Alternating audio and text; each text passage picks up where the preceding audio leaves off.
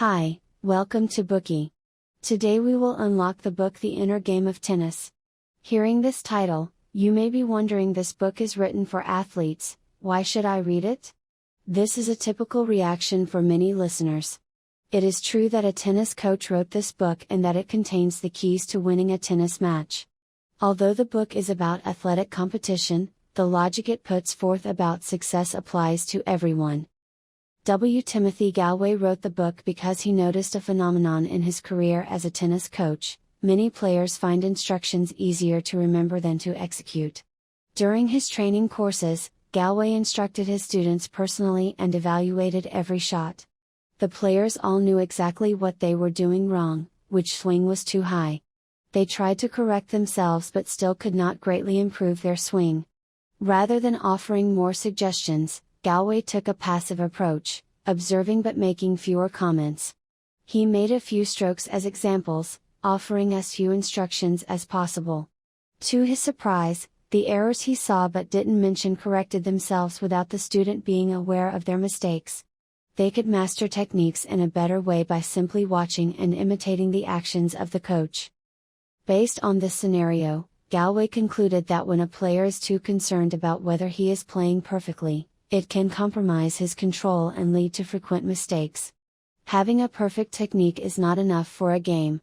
Sometimes on the playing field, a flawless technique and trying too hard can be a liability. Whether in a game or in life, it's easy to make mistakes when you try too hard. Many of you may have found yourself in this situation before. The more you strive for perfection, the worse it gets. The more you want to be nice to your children or partner, the less they appreciate you for it. Hopefully, after listening to this bookie, you will gain some insights on why is that. The author Timothy Gallwey is a tennis coach who teaches students to develop inner skills in order to reach their full potential and improve their practical efficiency. He later applied his research in sports psychology to business management and life planning, providing training for many top companies such as Coca-Cola and IBM.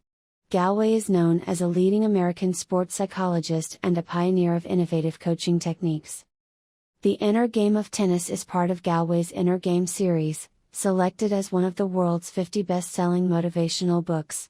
The approach it introduces is applicable to sports, everyday life, and work. It provides a new method for those who want to achieve and grow in their lives. In this bookie, we'll introduce the book in the following 3 parts. Part 1, Harmony between two selves, Self 1 and Self 2. Part 2, How to bring harmony between Self 1 and Self 2. Part 3, The importance of harmony between Self 1 and Self 2. Let's look at the Part 1, Harmony between Self 1 and Self 2.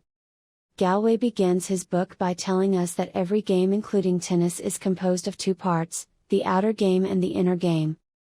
The outer game is played against an external opponent, beating obstacles to reach an external objective. To overcome these external obstacles, the player must practice techniques that vary in different sports. For example, in tennis, techniques include backswing, swing, follow-through, and so forth. Players also need to practice speed and coordination between the eyes, wrists, arms, legs, and other body parts.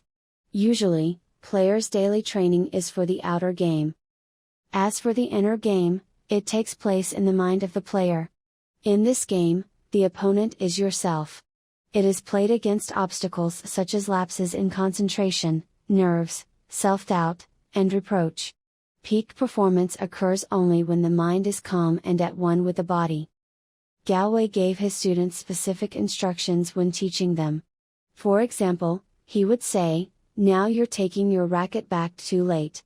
Your backswing should be slightly lower than on that last shot. That's good, but you're rolling your racket face over a little on your follow-through." As the coach gave more detailed instructions, the more mistakes the players tended to make. Gallwey decided that the coach's constant instructions interfered with the player's internal harmony. With too many instructions, when a tennis ball comes flying at the player, there is always a nagging voice inside, endlessly reminding him or her, "Keep your right hand lower." This process of self-censorship blocks the